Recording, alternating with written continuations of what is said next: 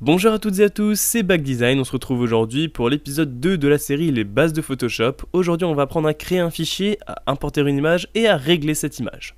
La dernière fois on a vu comment fonctionnait l'interface, on va donc aujourd'hui commencer à l'utiliser.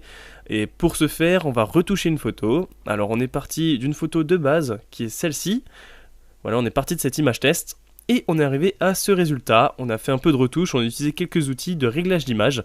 Vraiment rien de bien folichon, mais c'est vraiment bien pour débuter, pour que vous puissiez apprendre. Donc voilà, c'est vraiment juste à titre indicatif, c'est pas de la retouche complète. Alors la première étape, ça consiste en la création d'un document Photoshop.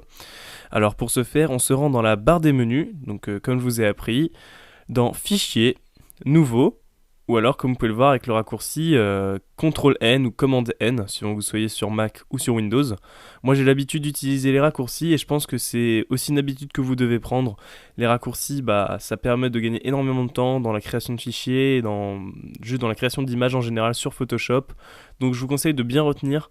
Là, par exemple, je vais faire Command-N. Et voilà, ça va mettre dans l'espace de création d'un nouveau fichier. Alors, ici, quand on arrive, on a déjà beaucoup de choses qui y apparaissent. Là, normalement, vous n'aurez pas tout ça si vous ouvrez Photoshop pour la première fois, car il s'agit de toutes les tailles de fichiers que j'ai créées, etc. Donc ça, vous n'en aurez pas du tout besoin. Alors, on va s'intéresser d'abord à toute la partie de droite. Donc ça, c'est toute la partie de création. Ça va comprendre le nom de votre nouveau fichier, de votre nouvelle création, la taille, la résolution. Donc on va apprendre à paramétrer tout ça. Alors maintenant, nous, on veut créer un nouveau fichier. Alors ce nouveau fichier, on va l'appeler tuto. Voilà. Une fois qu'on a donné le nom à notre nouveau fichier, on va choisir la taille. Alors, la taille de base, le basique, c'est le 1920 par 1080, le fameux 1080p.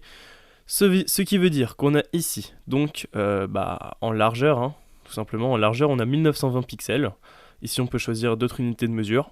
On a choisi les pixels parce que c'est ce qui nous intéresse. On a aussi la hauteur, donc 1080, donc c'est ce qui va définir un peu, c'est ce qu'on appelle nous le 1080p, c'est cette résolution 1920 par 1080. On va garder ça pour l'instant. On peut ensuite choisir l'orientation. Donc l'orientation, c'est simple, c'est garder la largeur en tant que largeur et la hauteur en tant que hauteur, sinon vous pouvez changer. Voilà, ça intervertira. Voilà. Ensuite, on a la résolution. Alors la résolution, c'est le nombre de pixels par pouce, donc on retrouve ça sur les écrans, etc. Et on peut aussi convertir ça en pixels par centimètre. Alors il faut savoir que ça joue quand même. La résolution, par exemple, si vous voulez imprimer des logos pour des t-shirts ou ce genre de choses, il faudra une plus grande résolution, donc plus de pixels par pouce. Ici, on va rester dans quelque chose d'assez simple. On imagine qu'on veut faire une image qu'on veut ensuite poster sur un blog ou sur un site internet ou peu importe. On va rester sur une résolution de 72 pixels par pouce, ça va suffire largement. Pas besoin de modifier ça. Ensuite, on a les modes de couleur, donc ça, on va pas trop y toucher, pas trop besoin de s'y intéresser. Et enfin, on a le fond de notre image quand on va la créer, parce que oui, on va créer un fichier, il y aura une nouvelle image, mais elle ne contiendra rien, donc on va lui donner un fond blanc. Voilà, on peut choisir d'autres couleurs. Mais voilà, on va choisir un fond blanc. Une fois que c'est fait, on appuie sur créer, mais avant de faire ça, on va quand même regarder les autres éléments, parce que là, je vous ai appris à créer un fichier, donc assez simplement. Si vous n'avez pas la même interface, c'est que vous n'avez pas la même version Photoshop que moi. Ne vous inquiétez pas, c'est pas grave. Si vous êtes avant Photoshop CC, normalement vous n'avez pas cette interface, mais vous vous y retrouverez car vous aurez quand même tous les réglages, que ce soit de la hauteur, du nom, etc. Ensuite, on va se retrouver ici dans l'onglet sauver. Donc ça, c'est des presets qu'on peut créer. Je vous apprends à le faire juste après. On va d'abord s'intéresser à tous ces autres onglets qui sont assez atypiques à cette version de Photoshop, donc CC, parce qu'on aura aussi des presets. Donc les presets, comment on peut appeler ça? On peut appeler ça des fichiers préenregistrés, voilà, qui sont la plupart du temps utilisés. Donc là, par exemple, pour la photo, on peut voir qu'on a du 16 par 12 en centimètres, voilà, avec le nombre de pixels par centimètre ou par pouce, encore une fois. Voilà. Par exemple, pour le web, on va avoir des fichiers prédéfinis. On a juste à cliquer dessus, ça s'ouvre. Voilà, rien de très compliqué. Donc maintenant, imaginons là, le fichier tuto qu'on a créé, on veuille le garder comme preset, c'est-à-dire que quand on va dans l'onglet sauver, donc sauvegarder, on pourra le retrouver et le rouvrir facilement. C'est un format de fichier qu'on va utiliser souvent. Alors pour ce faire, on va revenir ici et cliquer sur cette icône-là. Voilà, on clique, ça va nous demander le nom qu'on veut donner au document qu'on va sauvegarder, qu'on va pré-sauvegarder et qu'on va pouvoir ensuite réutiliser. Donc on va appeler ça tuto encore une fois. Voilà, on va sauvegarder preset et vous allez voir que voilà, il va s'afficher ici Pour gérer mes presets, après c'est très simple, j'ai juste à appuyer sur la poubelle si je veux le dégager, sinon je le garde, et voilà. Donc, maintenant qu'on a fait ça, on va appuyer sur créer pour créer ce nouveau document. Voilà. Donc on va pouvoir dégager l'ancien. Voilà. Donc ça c'est notre nouveau document, c'est celui sur lequel on va travailler. Alors maintenant que ça a été créé, qu'est-ce qu'on va pouvoir faire? Eh bien nous on va voir aujourd'hui comment importer une image et comment la modifier par la suite grâce au réglage d'image. Alors pour commencer, importer une image, c'est assez simple. Tout d'abord en parallèle on va télécharger une image, savoir sur quoi on va vouloir travailler. Donc moi j'ai pris cette image, issue du site unsplash.com, vous connaissez peut-être. C'est un site que je vous conseille si vous voulez vous entraîner pour avoir des images, car il s'agit d'images libres de droit, donc vous pouvez les utiliser sans aucun souci de copyright. Donc voilà, je vous conseille vraiment ça. Alors, il faut savoir que pour importer une image, maintenant qu'elle est sur votre PC, il y a deux méthodes. Alors la première méthode, c'est celle du glisser-déposer, vous la connaissez certainement. Voilà, c'est ici, je me rends dans mon fichier, là où j'ai dans mon document, là où j'ai mon image. Et maintenant, si je veux l'importer, je clique et je la dépose simplement. Et voilà, elle est importée. Bon, nous on va pas faire ça. On va pas faire ça tout de suite. On va voir l'autre méthode. Alors, l'autre méthode, elle se passe encore une fois dans la barre des menus, dans Fichier. Et ici, on va avoir deux options qui se trouvent ici. Alors en français, ce sera Importer, incorporer et Importer, relier. Voilà, donc c'est deux façons de procéder pour l'importation d'images. Alors, qu'est-ce que ça change? Alors, je vais vous dire déjà qu'est-ce qu'on utilise le plus. On utilise le plus le deuxième, donc importer et lier. Alors, importer et incorporer, ça va faire que l'image que vous allez importer va être seulement liée à Photoshop. C'est-à-dire que peu importe si ce fichier disparaît de votre PC ou pas, il va être sauvegardé et donc vous pourrez continuer de traiter votre image sur Photoshop sans aucun souci. Incorporer et lier, c'est différent, c'est-à-dire qu'il va se créer un lien avec la destination, donc où se trouve votre image sur votre PC, ce qui fait que quand vous allez travailler sur des gros projets, vous allez avoir peut-être besoin d'importer une image, et vous allez vous-même modifier cette image en dehors de votre projet qui est ici, et donc ça va mettre à jour automatiquement dans votre fichier Photoshop l'image modifiée. Donc voilà, retenez juste que c'est préférable, je dirais, d'utiliser incorporer et lier. Ça va vous faciliter la vie quand vous ferez des gros projets. Voilà, donc si vous n'avez pas compris, n'hésitez pas à poser la question en commentaire pour que je vous explique peut-être un petit peu plus longuement. Mais nous, on va utiliser cette solution-là maintenant. Alors, incorporer et lier, je clique et voilà, ça va me mettre dans mon même dossier que je vous avais présenté avant où j'avais mon image. Je vais cliquer, voilà, et je vais la placer. Voilà, très simplement. Donc maintenant l'image apparaît. Alors la première chose qu'on voit, c'est que déjà elle est entourée de lignes, etc. Et surtout qu'elle ne recouvre pas toute la surface de notre image. On peut voir qu'il y a des bandes blanches sur le côté. Et c'est là qu'on se rend compte qu'en fait ce tuto vous sert aussi, va vous permettre d'apprendre à redimensionner les images. Parce que oui, on vient de créer ici un format qui est le 1920 pixels par 1080 pixels. Or l'image que je viens d'importer n'a pas ce format. Ce qui fait qu'elle n'est pas au format 16/9, elle n'a pas, c'est pour ça qu'on a ces bandes blanches sur les côtés. Et justement, la création d'images avec une taille définie va vous permettre de redimensionner des images à la taille que vous souhaitez. Alors, maintenant ce qu'on va faire, il faut bien que vous compreniez que là, il y a une étape intermédiaire. Elle n'est pas encore complètement importée. Et pour se voir, c'est très simple, on fait clic droit, et là on voit qu'on peut soit la placer, soit annuler l'importation. Donc voilà, là on voit qu'il y a vraiment des paramètres par rapport à l'importation. Vous avez aussi des paramètres de rotation, etc.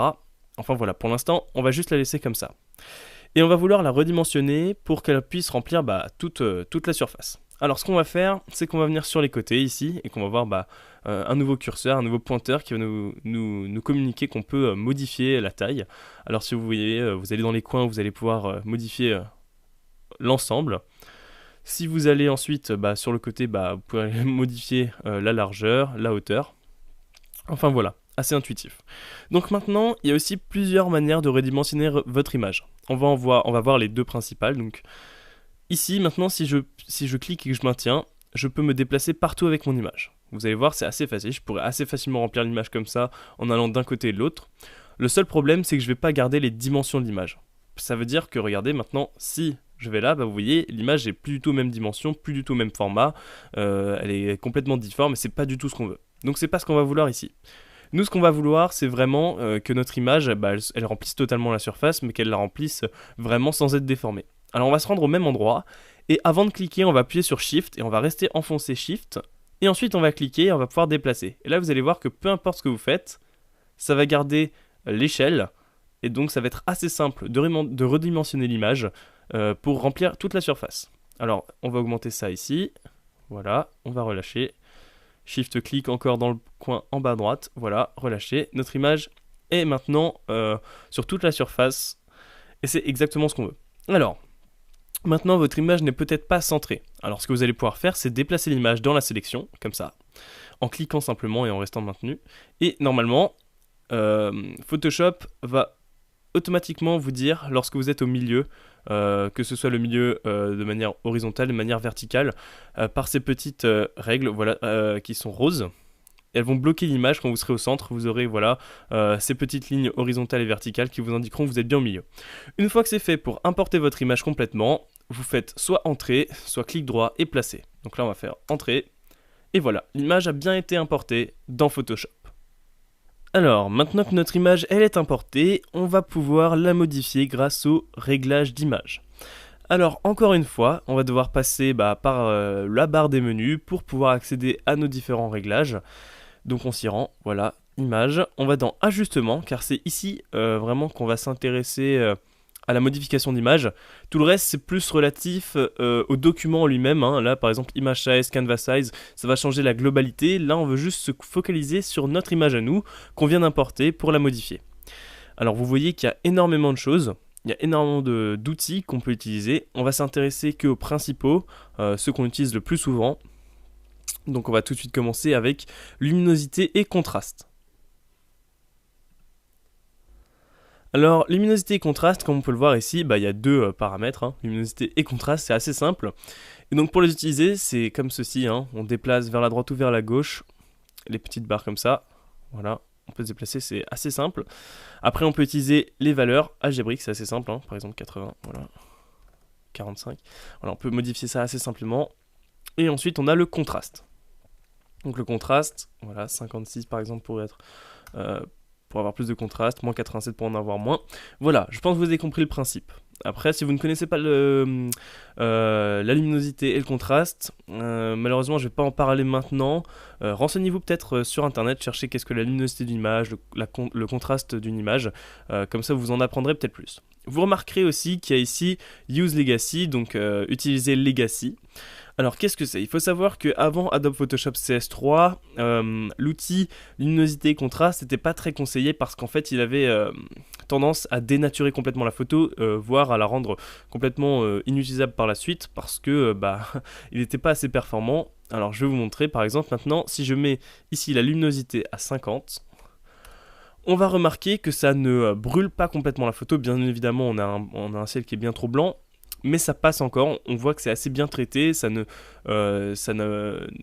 pas la luminosité de toute l'image, on voit que c'est assez intelligent. Maintenant, si j'utilise Legacy, vous allez voir la différence, c'est que je me mets à 50. Voilà, là on voit que ça a tout changé, on a le ciel qui est beaucoup plus cramé.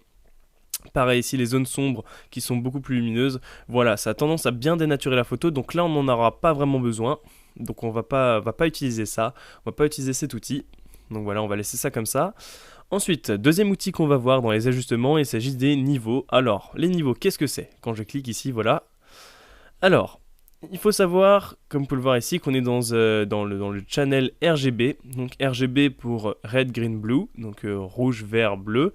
Alors, rouge, vert, bleu, ce sont les constituants de l'image. Si vous ne le savez pas, voilà, maintenant vous l'apprenez. Chaque pixel est divisé en 3 couleurs, rouge, vert, bleu, et c'est comme ça en fait, c'est en changeant les niveaux de rouge, de vert et de bleu qu'on obtient les couleurs sur un écran, etc. Et c'est exactement ce qu'on peut faire ici.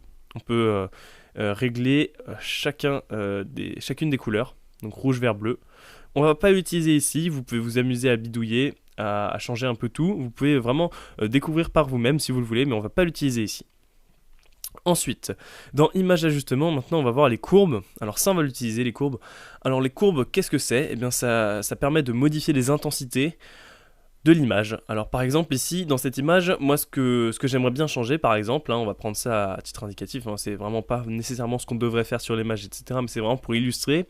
On va dire qu'on veut cette zone ici en bas de l'image beaucoup plus claire. Alors, pour modifier la courbe, ici vous voyez on a la courbe du RGB, donc là de l'image en général. Plus on est en bas ici, plus on est en bas sur l'image, plus on est en haut ici, plus on est en haut sur l'image. Bon, voilà, jusque là c'est assez simple.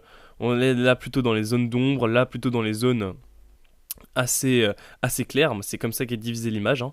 Alors ce qu'on va faire, on va modifier la courbe, comme ça vous allez voir quelle influence ça a sur l'image. On va prendre ici, on va rester cliquer, et on va monter. Voilà, si on fait ça, on voit que ça a beaucoup éclairci l'image. Ça éclaircit ici, mais aussi au-dessus, et c'est pas ce qu'on veut. Alors vous voyez qu'ici, ça a créé un point d'ancrage. Alors ce point d'ancrage, il n'est pas unique, on va pouvoir en créer un deuxième, en cliquant par exemple autre part sur la courbe, par exemple ici. Si je veux qu'ici, voilà, on revienne plus vers le milieu, on voit qu'on a gagné en luminosité en bas, mais qu'au-dessus, dans les zones les plus claires, on a quand même pas trop augmenté pour pas complètement saturer la photo et la rendre inutilisable avec des zones cramées. Voilà, donc là on est vraiment du terme, enfin, dans l'utilisation plus pour de la retouche photo. Voilà, donc ça peut être utilisé peut-être pour d'autres choses, mais là on va vraiment voir ça pour ça. Ce sera peut-être un peu utilisé en design d'interface, mais pas énormément non plus. Là, donc on est vraiment sur la retouche de photo. Pareil, si vous voulez modifier le point d'ancrage de position, voilà, vous avez juste à le reprendre et vous pouvez le remodifier. Là, on voit qu'on dénature beaucoup la photo, donc on va rajouter d'autres points d'ancrage. Voilà, on veut vraiment avoir ici quelque chose d'uniforme, hein. Peut-être limite encore un peu plus comme ça. Et voilà, après comme dit, il faut essayer de jouer avec pour pas complètement dénaturer la photo. Là ici, c'est un peu plus compliqué effectivement. Voilà, ça j'aime pas trop. Voilà. Et donc maintenant, ce qu'on va faire, c'est qu'on va appuyer sur OK une fois qu'on aura changé qu'on voudra appliquer les changements. Mais là, on a modifié l'aspect général de la photo. Dans courbe, on peut aussi changer l'intensité du rouge, du vert et du bleu. Voilà, donc ça c'est aussi des choses qu'on peut faire. Comme je vous disais avant, il est vraiment important que vous vous amusiez avec ces outils, que vous appreniez à les utiliser. Plus vous en ferez, mieux ce sera. Prenez plein d'images sur le site que je vous ai conseillé avant, téléchargez-les et jouez avec pour essayer d'avoir des résultats un peu différents à chaque fois. Je vous dis, c'est vraiment la meilleure manière pour que vous puissiez apprendre, pardon. Là, je vous donne un peu les clés, comment est-ce qu'on fait. Maintenant, c'est à vous d'apprendre vraiment par la pratique. Ce sera vraiment que comme ça que vous pourrez y arriver. Donc, une fois qu'on a fait les changements, on appuie sur OK.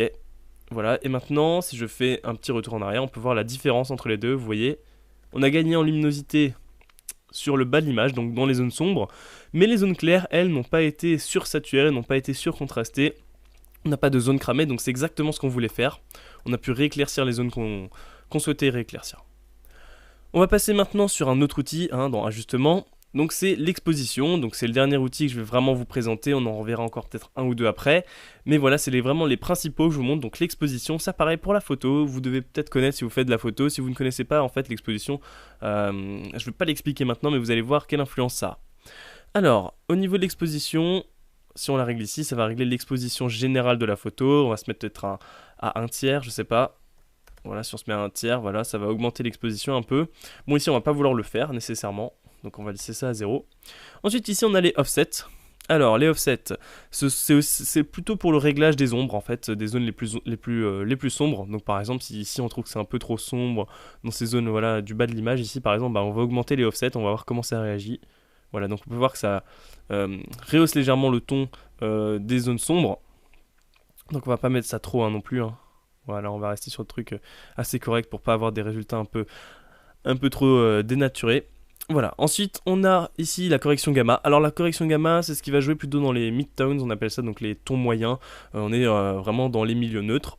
Voilà, donc si on augmente ça, ce sera plutôt voilà, pour les tons moyens généraux de l'image. Voilà, donc on va enregistrer ces paramètres. Voilà, donc on va appuyer sur OK. Et on voit que les paramètres ont bien été appliqués. Donc si on fait un petit CTRL Z, on voit qu'est-ce qu'on vient de changer. Voilà. Enfin, je dis CTRL Z, je fais des retours en arrière. En fait, ce que je fais simplement là pour revenir en arrière, c'est que je fais Command Z ou CTRL Z. Si vous êtes sur Windows, ça vous permet de revenir en arrière. Donc si jamais vous voulez désactiver ou revenir en arrière pour annuler l'action que vous venez de faire, simplement un petit CTRL Z, ça marche très bien. Voilà, donc après il y a d'autres outils, par exemple ici saturation, et puis là on a carrément toutes les couleurs, toute la palette de couleurs. On peut changer la saturation, la luminosité générale de l'image. On va pas voir ça, par exemple vous pouvez ici changer la couleur totale, voilà, bon, c'est des outils que vous pouvez utiliser, apprenez à les utiliser, faites comme bon vous semble, baladez-vous un peu dans le menu ajustement pour les images, et apprenez vraiment par vous-même comment est-ce que je peux changer l'image, etc. Là par exemple, je sais pas, moi si on voulait mettre un gradient map, voilà, on se rend là. Donc gradient c'est le dégradé, donc là on aurait carte de dégradé, si on devait traduire ça littéralement. Donc voilà, vous pourriez ajouter ça sur votre image. Voilà, vraiment amusez-vous pour réussir à rendre l'image comme vous la voulez. Il n'y a que comme ça que vous réussirez. Donc maintenant que l'image est terminée, elle n'est pas enregistrée et je ne vais pas vous la prendre maintenant car ce sera l'objet du prochain tuto de la série, donc les basiques. Vous apprendrez à sauvegarder une image, je pense qu'il faut consacrer un tuto entier à ça. Voilà, la vidéo est terminée ici, j'espère qu'elle vous a plu, c'était Backdesign.